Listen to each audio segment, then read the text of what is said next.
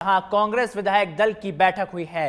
विधायक दल की बैठक में सरकार को घेरने की रणनीति बनाई गई है, जहां कल कांग्रेस विधानसभा में स्कूलों के जर्जर भवनों के जुड़े हुए मुद्दों पर यहां सदन में उठाती हुई नजर आएगी। साथ ही 4 सितंबर को अतिवृष्टि से हुए नुकसान का मुद्दा उठाएगी कांग्रेस। तो देखिए, कल विधानसभा का आयोजन होने वाला है, इसको लेकर कांग्रेस ने यहाँ बीजेपी को घेरने की रणनीति बनाई है, जहां कांग्रेस विधायक दल की बैठक आयोजित की गई है। विधायक दल की बैठक में सरकार को घेरने की रणनीति बनाई गई है, जहां कल कांग्रेस विधानसभा में जर्जर भवनों की स्थिति को लेकर मुद्दा उठाएगी, तो वहीं 4 सितंबर को अतिवृष्टि से हुए नुकसान का मुद्दा उठाएगी कांग्रेस। देखिए, लगातार राजस्थान के अंदर सियासी पारा उठा हुआ है और उसी को लेकर अब कांग्रेस ने भी अपनी तैयारियां यहां शुरू कर दी है। उसी को लेकर आज पीसीसी चीफ गोविंद सिंह डोटासरा विधानसभा नेता प्रतिपक्ष टीकाराम जूली की अध्यक्षता में यहां तमाम विधायकों के साथ कांग्रेस के विधायकों के साथ बड़ी बैठक हुई है, जहां कांग्रेस विधायक दल की बैठक हुई, जहां विधायक दल की बैठक में सरकार को घेरने की रणनीति बनाई गई है, जहां कल कांग्रेस विधानसभा में स्कूलों के जर्जर भवनों से जुड़े मुद्दों को भी उठाएगी। साथ ही अतिवृष्टि से हुए नुकसान को लेकर भी विधानसभा में कांग्रेस अपने विपक्षी को घेरती हुई नजर आएगी। कांग्रेस प्रदेश अध्यक्ष गोविंद सिंह डोटासरा व नेता प्रतिपक्ष टीकाराम जूली की अध्यक्षता में कॉन्स्टिट्यूशन क्लब में कांग्रेस विधायक दल की बैठक संपन्न हुई है। इस बैठक में विधानसभा सत्र की रणनीति पर चर्चा की गई है। इस दौरान हमारे संवाददाता सुनील यादव ने नेता प्रतिपक्ष टीकाराम जूली से खास बातचीत की है। विधानसभा का मॉनसून सत्र शुरू हो चुका है। कल पहले दिन हंगामेदार रहा, चूंकि कथित वोट चोरी को लेकर विपक्ष ने हंगामा किया, वोट चोर गद्दी छोड़ जैसे नारे भी लगे और उसके बाद में कई तरह के आरोप प्रत्यारोप के बाद विधानसभा स्थगित की गई। आज कांग्रेस विधायक दल की बैठक हुई, महत्वपूर्ण बैठक थी, जिसमें यह तय किया गया कि आने वाले दिनों में सदन में किस तरह के मुद्दे हैं वो विपक्ष के रहेंगे, जहां पर सत्ता पक्ष से सवाल पूछे जाएंगे। नेता प्रतिपक्ष टीकाराम जूली की अध्यक्षता में यह बैठक हुई। उनसे जानते हैं, सर आज जो बैठक हुई काफी महत्वपूर्ण है, चूंकि विधायक दल की बैठक है उसमें सारे मुद्दे तय होते हैं, किस तरह की जो मुद्दों पर रणनीति बनी है आज? देखिए, जो राजस्थान के में जो हालात इस सरकार ने कर रखी है, चाहे वो कानून व्यवस्था को लेके हो, चाहे वो पंचायत राज नगर निकाय के चुनाव नहीं कराने की बात हो, चाहे किसानों को जो अतिवृष्टि की मार झेलनी पड़ रही है, आम पब्लिक को उसका खामियाजा भुगतना पड़ रहा है, गरीबों के मकान गिर रहे हैं, सड़कें टूट चुकी हैं, उसके लिए सरकार कोई व्यवस्था नहीं कर रही है। तो ये जो सारे इश्यूज हैं, काफी स्मार्ट मीटर की बात है, तो ये सब जो इश्यूज हैं इन सब को लेके हम आने वाले समय में विधानसभा में इनसे जवाब मांगेंगे। हम चाहेंगे कि सरकार इस पर अपनी स्थिति क्लियर करे, बताए कि करेंगे कि नहीं करेंगे, क्या स्थिति है, ये कहना चाहेंगे। अगर वो बातचीत करने के लिए, चूंकि जैसा स्पीकर भी कह रहे हैं और कुछ मंत्री भी ये कहे हैं कि बातचीत नहीं की जा रही है, विपक्ष सिर्फ हंगामा करता है, अगर किसी तरह की चर्चा की जाती है तो क्या सार्थक बहस हो पाएगी? नहीं, हम तो चर्चा कर ही रहे हैं। हम तो उनसे यही डिमांड कर रहे हैं कि जो जनता के इश्यूज हैं उन पे वो जवाब दे दें, तो वो बताएं तो सही विपक्ष ने कौन सी गलत बात कही है। भाई एसआईआर प्रोग्राम राजस्थान में शुरू कर रहे हैं, वोट चोरी का मुद्दा यहाँ भी है, आप राजस्थान के बच्चों को सोखा व्यक्ति नहीं कर रहे हैं, तो वही मुद्दा नहीं है कि ये दोनों बातें कल हमने रखी हैं। सत्ता पक्ष कहते गलत है। वोट चोर गद्दी छोड़ वाला मुद्दा बड़ा मुद्दा बता रहे हैं। कल भी आपने तथ्यां लेकर जो एक प्रोटेस्ट है वो किया, लेकिन उसके काउंटर में आज एक नई बात आई है, चूंकि जो बिहार में एक मंच से पीएम मोदी की मां को गाली देने की बात सामने आई, अब खुद पीएम ने इस बात का जिक्र किया है कि उनकी मां को गाली देना देश का अपमान है, कांग्रेस को छठी मैया से माफी मांगनी पड़ेगी। ये देखिए, ये तो नाटकबाज लोग हैं, नाटक करते हैं। बीजेपी का आदमी गया है, बीजेपी का आदमी ने वहां नारा लगा दिया और ये लोग कह रहे हैं कांग्रेस ने गाली दे दी। हमने कौन सी गाली दी है? हम तो सबका सम्मान करते हैं। राहुल गांधी जी तो मोदी जी को भी मोदी जी कह के बोलते हैं, तो कभी किसी का राहुल जी अपमान कर ही नहीं सकते। तो ये तो जिस प्रकार से इनके एजेंडे हैं जी, और इस स्तर पे ये लोग चले जाएंगे, ये मैं समझता हूँ। पहले भी ये नाटक करते रहे हैं, कभी ओबीसी में कहते हैं मैं ओबीसी का हूँ, कभी पहले कहने लग गए कि मेरे को कुछ कह दिया, तो इस प्रकार की बातें ये करते। आज वो देश का प्रधानमंत्री हैं, प्रधानमंत्री के रूप में हम उनका मान सम्मान करते हैं, लेकिन ये नहीं है कि भाई वो इस प्रकार का एजेंडा बनाएं और एजेंडे पे काम करें, ये सही नहीं। ऐसी भाषा अगर मन से बोली जाती है तो उसका विरोध कांग्रेस करती है। तो विरोध करती है। कांग्रेस का तो आदमी नहीं, कांग्रेस का आदमी नहीं, वो बीजेपी का ही आदमी होगा। कांग्रेस के किस नेता ने क्या कहा है? ये तो जबरदस्ती जो है, क्योंकि बिहार में इनकी पोल खुल चुकी है, ये लोग हार रहे हैं, इनको हार साफ नजर आ रही है, इसलिए इस प्रकार की बातें ये लोग कर रहे हैं। एक आखिरी सवाल, जिस तरह से क्योंकि वहां पर एकजुटता की बहुत ज्यादा जरूरत होगी, आज भी सभी लोगों का आना प्रस्तावित था। कुछ सीनियर जैसे पूर्व मुख्यमंत्री अशोक गहलोत इस बैठक में नहीं शामिल हुए, कुछ विधायक भी नहीं आए। क्या कल सदन में सभी लोग देखेंगे? नहीं, देखिए, सब लोग आए हैं, कुछ लोगों की अपनी परिस्थितियां थी, बता दी थी। गहलोत साहब के भी कोई अचानक कोई बेंगलोर में काम हो गया, तो वो ऑलरेडी दिल्ली थे, वहीं से बेंगलोर चले गए। उनकी फ्लाइट थी जो 8 बजे आती, उनका आना तय था, लेकिन 2-3 घंटे पहले ही कोई ऐसी बात हुई है जिसकी वजह से नहीं आ पाए। तो ऐसा कोई इश्यू नहीं है। विधायक भी मान लो 2-4 जो नहीं आ पाए, उनका मैसेज था। बामनिया जी कल जो है उनकी कोर्ट के अंदर तारीख है, तो सुबह यहाँ आके वो नहीं पहुंच सकते थे। तो ऐसा कोई इश्यू नहीं है, किसी कोई प्रॉब्लम है उन्होंने बता दिया, तो ये कोई बात नहीं है। देखिए, नेता प्रतिपक्ष टीकाराम जूली ने साफ कहा है कि आने वाले जो दिन सदन जब तक भी चलेगा, तो उन तमाम मुद्दे क्या रहने वाले हैं कांग्रेस के पास, उन मुद्दों को लेकर रणनीति की है। तमाम जो विधायक है कांग्रेस के, उनके साथ बातचीत की गई है, और हर तरह से जो राजस्थान में जिस तरह सरकार जिन मुद्दों पर ध्यान नहीं दे रही है, ध्यान आकर्षित किया जाएगा, उनसे जवाब भी लिया जाएगा। वीडियो जर्नलिस्ट विजय गिरी के साथ सुनील यादव, सच वेदर जयपुर। बिहार में देश के प्रधानमंत्री नरेंद्र मोदी की मां के खिलाफ अपशब्द बोलने पर आक्रोश है। जहां बिहार से लेकर राजधानी जयपुर तक की सियासत गर्म है। बीजेपी ने छूटी चौपड़ पर कांग्रेस और आरजेडी के खिलाफ जमकर प्रदर्शन किया और पोस्टर लहराए। इस दौरान राहुल गांधी के खिलाफ नारेबाजी भी की गई और पुतला भी फूंका गया। तो वहीं दूसरी ओर प्रधानमंत्री नरेंद्र मोदी ने कांग्रेस आरजेडी से मंच से दी गई कथित भद्दे बयानबाजी पर कड़ी प्रतिक्रिया भी दी है। जहां कार्यक्रम के दौरान देश के प्रधानमंत्री नरेंद्र मोदी ने तीखा हमला बोला है और कहा है कि हाल ही में बिहार में आरजेडी कांग्रेस के मंच से उनकी मां को गालियां दी गई है। पीएम ने कहा कि मां ही हमारा संसार होती है और मां ही हमारा स्वाभिमान होती है।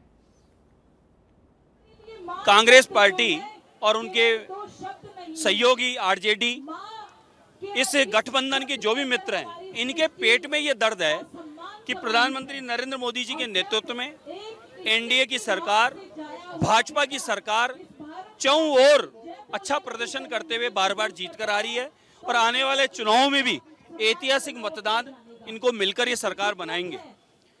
उस पीड़ा को अब किस रूप में ले रहे हैं? उस पीड़ा को गालियां दे रहे हैं। इन्होंने पहले भी अपमानित किया है, प्रधानमंत्री जी को लगातार ये गाली दे रहे हैं। ये प्रधानमंत्री जी को अकेले को गाली नहीं दे रहे, ये पूरे भारतवर्ष को गाली दे रहे हैं कि प्रधानमंत्री पूरे देश का होता है। इनको ये समझ नहीं है, पूरे देश का प्रधानमंत्री होता है, और विदेशों में जाकर अगर देश के प्रधानमंत्री की बुराई करते हैं तो भी माने इस भारतवर्ष की वह निंदा करके भारत को अपमानित करने का काम कर रहे हैं, भारतवासियों को अपमानित करने का काम कर रहे हैं। विषय बहुत ही रोषजनक था, क्योंकि राहुल गांधी द्वारा ऐसा वक्तव्य एक जो स्वर्गीय मां के लिए बोलना, ये भारत की नारी कतई बर्दाश्त नहीं करेगी। पूरे हिंदुस्तान की महिलाओं में रोष है, और मैं कहूँ तो पुरुषों में भी रोष है, क्योंकि ये भारत का कल्चर नहीं है, भारत की संस्कृति नहीं है। कोई स्वर्गवासी हो जाने के बाद तो बिल्कुल उसके बारे में नहीं बोलता है, और महिलाओं की कद्र कभी भी कांग्रेस ने कभी नहीं किया, उसका प्रमाण राहुल गांधी बराबर देते हैं। बहुत सोचने और चिंतन के बाद मैंने तय किया कि राहुल गांधी ने ऐसा क्यों बोला और ऐसा क्यों बार बार बोलते हैं। उसके पीछे मुझे सिर्फ एक कारण नजर आता है, क्योंकि उनका रक्त प्योर नहीं है। मिलावट के रक्त से जब शरीर तैयार होता है तो ऐसी ही वाणी निकलती है। भारतीयता को ना वो कल पहचाने हैं, ना आज पहचाने हैं, ना आगे पहचानेंगे। भारत की जनता उनको पूरे मानचित्र से गायब कर रही है, और बिहार में बोला है तो बिहार की जनता कितनी आक्रोशित है ये आपको बिहार का रिजल्ट बता देगा। आज का जो ये आयोजन है, जो आक्रोश रैली है, ये जो महाआयोजन है, ये तभी सार्थक होगा जब हम सभी मिलकर ये निर्णय लेंगे, इसका निष्कर्ष निकालेंगे कि कोई साहू समाज का बच्चा, कोई हिंदू जाति का बच्चा अगर कांग्रेस पार्टी को वोट देता है तो वापस वो कारण बनेगा अपनी माँ, बहन, बेटी को गाली सुनने का। मैं ये कहना चाहती हूँ कि मैं जिस समाज की महिला हूँ, जिन्होंने दक्षिण की रानी कनकगी को जन्म दिया, जिन्होंने वीर हमारे जो दिग्गज नेता श्रीमान प्रधानमंत्री नरेंद्र मोदी को जन्म दिया, मदन राठौड़ को जन्म दिया, उस तेली जाति ने आतंकवाद और इस कांग्रेस पार्टी के हाथ भारत और चीन के बीच भले ही कई मुद्दों पर तनाव बना रहता हो, लेकिन एक नाम ऐसा भी है जिसके आगे चीन आज भी सिर झुकाता है। यह नाम है डॉक्टर द्वारकानाथ कोटनिस का, जिन्होंने चीन में अपनी सेवाएं और मानवीय मूल्यों से अमिट छाप छोड़ी है। इसी कड़ी में friends of China society India के सहयोग से 9 भारतीय छात्र चीन की विशेष यात्रा पर गए हैं, जिसमें राजस्थान से 2 युवकों का भी नाम शामिल है, जिसमें डॉक्टर कौशल गौतम और इंजीनियरिंग छात्र सार्थक शर्मा है। साथ ही 9 दिन की ये यात्रा केवल एक दौरा नहीं, बल्कि डॉक्टर कोटनिस के पदचिन्हों पर चलने वाले और साथ ही भारत चीन के बीच सभ्यता को दर्शाने वाला एक महत्वपूर्ण रिश्ता बताया जा रहा है। इस ऐतिहासिक महत्व को साझा करने को लेकर अब अनुभव भी यहाँ सामने आया है, जहां वापसी के अंदर दोनों युवकों ने चीन की संस्कृति और वहां के स्वागत और कोटनिस की याद में मिली प्रेरणा को यहां साझा किया है। इसकी शुरुआत हुई थी 1938 में, जब उस टाइम पे चाइना ने इंडिया से हेल्प मांगी थी जवाहरलाल नेहरू जी से, जब उस टाइम के प्राइम मिनिस्टर जो थे उनसे हेल्प मांगी थी। तो इंडिया से 5 डॉक्टरों की टीम अप्रूव की गई थी बाय सुभाष चंद्र बोस जी के द्वारा। तो इंडिया से 5 लोग गए थे चाइना, उसमें से थे एक डॉक्टर कोटनिस, द्वारकानाथ कोटनिस जी एक डॉक्टर थे उसमें से, जिनने वहाँ पर जाके चाइना में बहुत लोग सोल्जर्स को हील किया। इसकी शुरुआत सबसे पहले ज्ञानी जेल सिंह जी के टाइम पे हुआ था।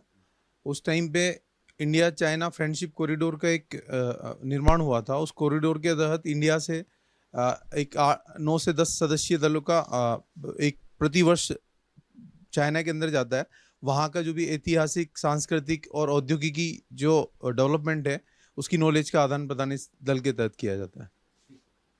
आपने किस तरह से अप्लाई किया और अब की बार जब आपका दल यहाँ पर गया, क्या कुछ देखने को मिला, क्या कुछ?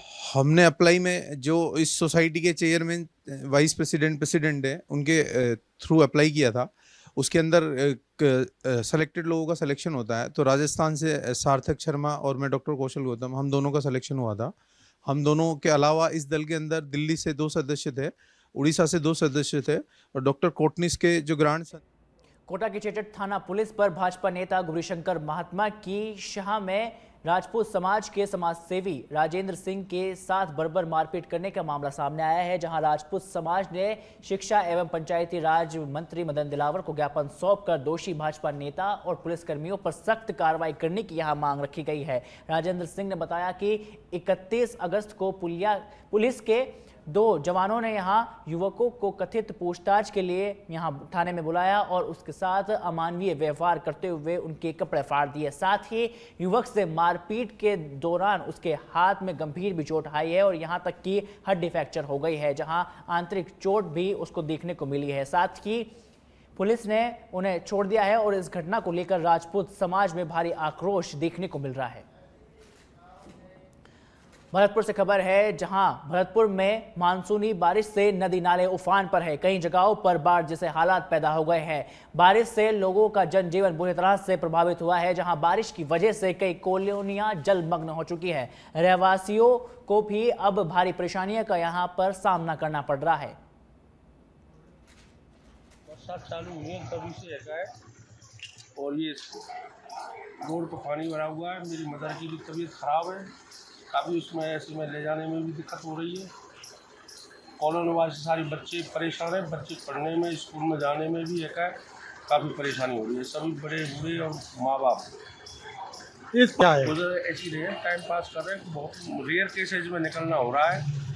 अपनी एक आवश्यकताओं को सीमित कर रहे हैं और एक बार चले जाते हैं, सब सामान लेके और जो भी है पैदल पानी में होकर निकल के जाते हैं। बीमारी फैल रही है, मदद कहता रहा हूँ मैं। बुजुर्ग हैं, वो बीमार हैं, बच्चे हैं, स्कूल जाने में दिक्कत आ रही है सर। ये भरतपुर में खादी कॉलोनी है और जो जवाहरनगर के सामने सरपुर रोड पर स्थित है। यहाँ पर विगत करीब 1-1.25 महीने से पानी भरा हुआ है, लगातार भरा हुआ है। इधर बारिश भी हो रही है और हमने कई बार प्रशासन से निवेदन किया है, लिखित में भी जाके किया है, कई बार मौखिक मिले हैं। इधर बीडीए भरतपुर में जाके डीपी शर्मा साहब से कई लोगों से मिले हैं, लेकिन समस्या का कोई माकूल इंजाम अभी तक नहीं हुआ है। क्या नाम है आपका? जोधपुर के खिजड़ली गांव में पेड़ों की रक्षा करते हुए शहीद हुए 363 शहीदों की याद में बलिदान दिवस पर मेला आयोजित हुआ है। ये मेला हर साल आयोजित किया जाता है। पेड़ों की कटाई रोकने के लिए खुद को बलिदान करने की अनूठी मिसाल बनी अमृता देवी बिश्नोई सहित 363 वृक्ष शहीदों की याद में खिजड़ली में यह मेला भरा जाता है, जहां यज्ञ में आहुति देकर पर्यावरण संरक्षण का संदेश दिया जाता है। इस दौरान मारवाड़ी परंपरागत वेशभूषा में आभूषण से सजी महिलाओं, युवतियों और लोगों ने मेला स्मृति स्मारक की परिक्रमा के बाद यहां पर्यावरण संरक्षण यज्ञ में आहुति दी और इस दौरान मंत्री गजेंद्र सिंह शेखावत, मंत्री जयंत चौधरी सहित कई नेताओं ने शहीदों को नमन कर श्रद्धांजलि दी है। सिरोही के पिंडवाड़ा से खबर, जहां तहसील से ये बड़ी खबर आ रही है, जहां नाडी में डूबने से 7 साल के मासूम की मौत हो गई है। साथ ही मृतक की पहचान मालाराम पुत्र मागाराम के रूप में हुई है, जहां पुलिस ने शव को अस्पताल की मोर्चरी में फिलहाल रखवाया है, जहां मासूम की मौत से क्षेत्र के अंदर माहौल गरमाया हुआ है। टोंक से खबर है, जहां जिले भर में हर्ष और उल्लास के साथ तेजा दशमी का पर्व आयोजित किया गया। जिले में भी अनेक कार्यक्रमों का यहां आयोजन किया गया, जहां सुरेली में तेजा दशमी के दौरान तेजाजी महाराज का जोरदार कार्यक्रम आयोजित किया गया। भक्त मंडलियों पर एक से एक बढ़कर यहां प्रस्तुति दी गई। साथ ही भक्तों को किया जा रहा है यहां प्रसादी का वितरण। सहित जिले भर में तेजा दशमी पर्व हर्ष उल्लास के साथ मनाया जा रहा है। वही बात करें तो टोंक के प्रसिद्ध आश्रम सुरेली धाम में भी अनेक धार्मिक कार्यक्रमों का आयोजन हुआ है। इसके साथ साथ जिले भर में अनेक आयोजन किया जा रहा है। इस वक्त हम गांव जोला में मौजूद है और लोगों से जोड़ते किस तरीके के हर्ष उल्लास के साथ तेजा दशमी पर्व मनाया जा रहा है। बात करें तो आज तेजा दशमी पर्व मनाया जा रहा है, क्या कहेंगे आप?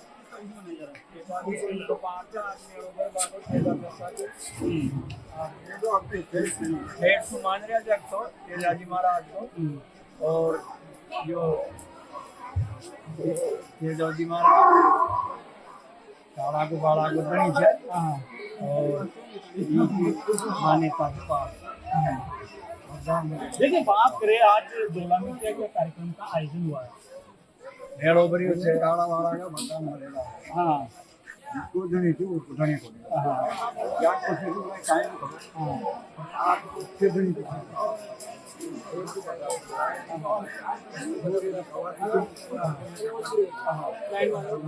कौन है कैसे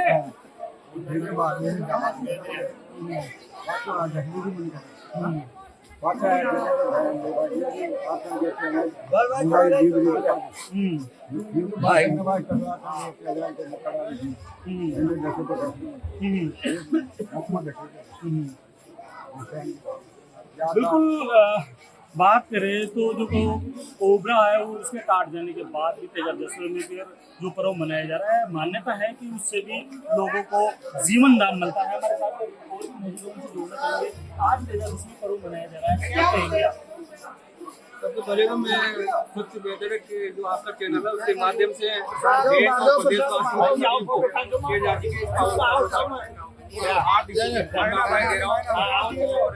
आज करने वाली महाराज गायों की रक्षा करते हुए हमारी संस्कृति को जीवित रखते हुए एक अच्छा संदेश, अच्छा मैसेज आज भी बरकरार है हमारे बीच में। ऐसी मान्यता है कि गौओं की धर्म की रक्षा के लिए अपने प्राण की आहुति दी। बिल्कुल, तेजाजी महाराज ने अपने प्राणों की आहुति दी सत्यवादी को अपने वचनों को लेकर, जिसको लेकर तेजा दशमी पर्व हर्ष उल्लास के साथ मनाया जा रहा है और अनेक कार्यक्रमों का आयोजन किया जा रहा है। कचोर गुजर सचवेदाड़क जोड़ा टोंक। बीकानेर के लूणकरणसर से खबर है, जहां नकली दूध और घी बनाने वाले फैक्ट्री पर कार्रवाई की गई है। दूध में मिलने वाले केमिकल पर स्वास्थ्य विभाग की यहां कार्रवाई देखने को मिली है। 1200 लीटर सोर्बिटल ऑयल नामक केमिकल को यहां जब्त किया गया है। 16 टीन नकली घी और 2 टीन वनस्पति ऑयल भी यहां बरामद किया गया है। साथ ही आरोपी के पास से 75 किलो प्रतिबंधित दूध पाउडर को भी यहां कार्रवाई करते हुए बरामद किया गया। आयकर विभाग ने रियल एस्टेट और पान मसाला कारोबारों से जुड़े ठिकानों पर बड़ी कार्रवाई की है। राजधानी जयपुर, उदयपुर और कोटा में एक साथ शुरू हुई इस छापेमारी कार्रवाई में 18 से ज्यादा ठिकानों को निशाना बनाया गया। तो वहीं कार्रवाई सुबह 6:30 से ही शुरू हो गई थी, जो देर शाम तक जारी रही। कोटा में भी ये कार्रवाई आकाश मॉल स्थित प्राइम आर्ट में देखने को मिली। साथ ही आर्किटेक्ट आर.के. गुप्ता के आवास पर भी ये कार्रवाई की गई। आकाश मॉल के छठे माले पर स्थित उनके ऑफिस में आईटी की 12 सदस्यीय टीम की जांच यहां कर रही है। तो वहीं 5 से 6 अधिकारी उनके घर पर दस्तावेज खंगाल रहे हैं। कंप्यूटर, लैपटॉप और अन्य जरूरी कागजात की बारीकी से लगातार जांच की जा रही है। तो वहीं विभाग कार्रवाई से रियल एस्टेट और निर्माण जगत में अब भूचाल आ गया है।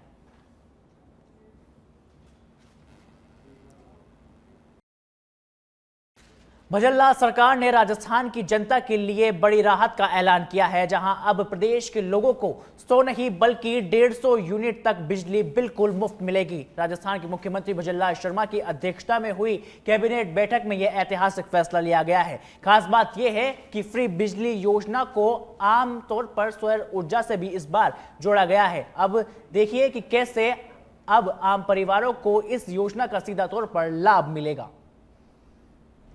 राजस्थान सरकार ने आम उपभोक्ताओं को बड़ा तोहफा दिया है। अब प्रदेश के 1 करोड़ 4 लाख परिवारों को हर माह 150 यूनिट तक बिजली मुफ्त मिलेगी। जिन परिवारों का औसत मासिक खपत 150 यूनिट से ज्यादा है, उनके घरों पर 1.1 किलोवाट क्षमता के फ्री रूफटॉप सोलर पैनल लगाए जाएंगे। इसके लिए केंद्र सरकार 33,000 और राज्य सरकार 17,000 की वित्तीय सहायता भी देगी। यानी उपभोक्ता को पैनल बिल्कुल मुफ्त मिलेगा और बिजली का बिल 0 हो जाएगा।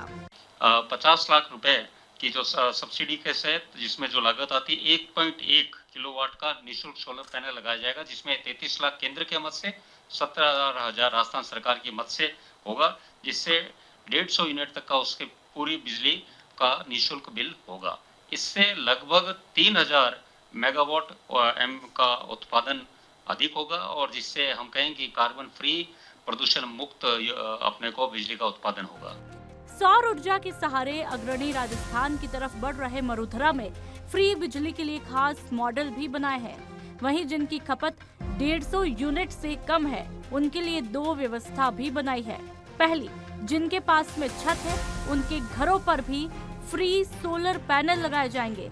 दूसरी, जिनके पास छत नहीं है, उनके लिए डिस्कॉम द्वारा सामुदायिक सोलर संयंत्र बनाए जाएंगे। इन संयंत्रों से मिलने वाली बिजली वर्चुअल नेट मीटरिंग के जरिए सीधे उपभोक्ताओं को मिलेगी।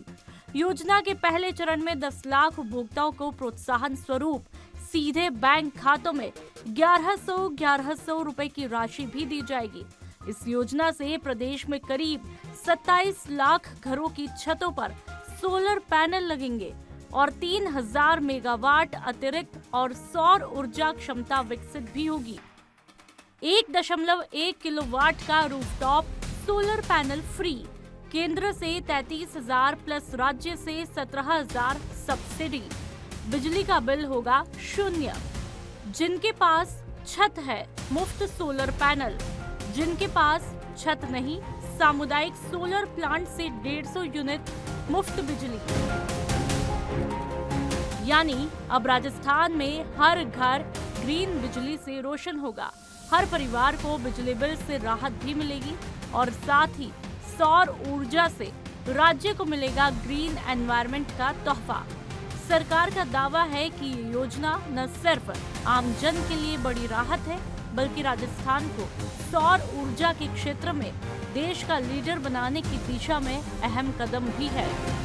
भजनलाल सरकार की कैबिनेट बैठक में प्रदेश वासियों को राहत देने के लिए कई अहम फैसले वो लिए गए हैं।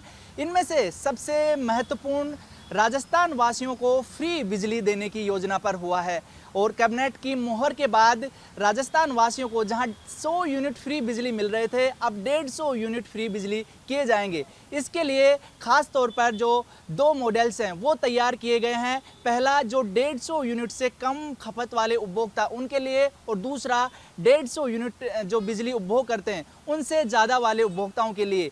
कैबिनेट में मोहर लगने के बाद ये तय हो गया है कि लंबे इंतजार के बाद आखिरकार प्रदेशवासियों को बिजली की मार से बेहद जल्द राहत मिलने वाली है। अगर ये योजना लागू हो जाएगी तो उसके बाद एक तरफ जहां राजस्थान सोलर ऊर्जा में अग्रणी बनने की दिशा में आगे बढ़ेगा, तो दूसरी तरफ राजस्थान के लोगों को फ्री बिजली जैसी महत्वपूर्ण सुविधा भी मिल सकेगी।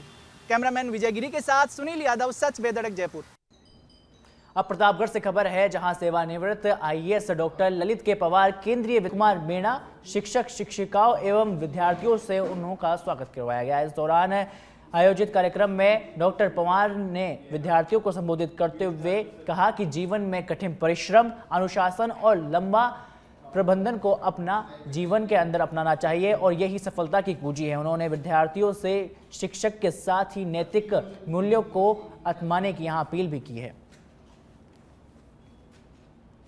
आप सभी को मेरा प्यार भरा नमस्कार। मैं प्रिंसिपल केंद्रीय विद्यालय प्रतापगढ़ रवि कुमार मीणा आपको यह बताते हुए काफी हर्ष हो रहा है कि आज हमारे विद्यालय में माननीय डॉक्टर ललित के पवार सर, जो कि 1979 बैच के वरिष्ठ आईएएस अधिकारी रहे हैं एवं राजस्थान लोक सेवा आयोग के भूतपूर्व अध्यक्ष भी रहे हैं, उन्होंने आज हमारे विद्यालय को विजिट किया। टोंक के उनियारा से खबर है, जहां उनियारा उपखंड के सुरेली में तेजाजी मेला पर नागदेव ने यहां दर्शन दिए और आज भी वैज्ञानिकों के लिए एक चुनौती है सुरेली का तेजाजी मेला। नागदेव को गाजीबाजी के साथ टोकरी में रख कर लाया जाता है। साथ ही तेजाजी मेले पर सेवक के शरीर पर नाग यहां पर दस्ता है और अपनी लीला करता हुआ नजर आता है और पूरा नाग देवता की लीला के लिए भक्तजन यहां दर्शन करने पहुंचते हैं, जहां आसपास से भी बड़ी संख्या में श्रद्धालुओं की संख्या बड़ी संख्या के तौर पर सुहेली पहुंचती है, जहां भक्तों ने अपनी मनोकामना के लिए यहां पर अर्जी भी लगाते हुए नजर आते हैं।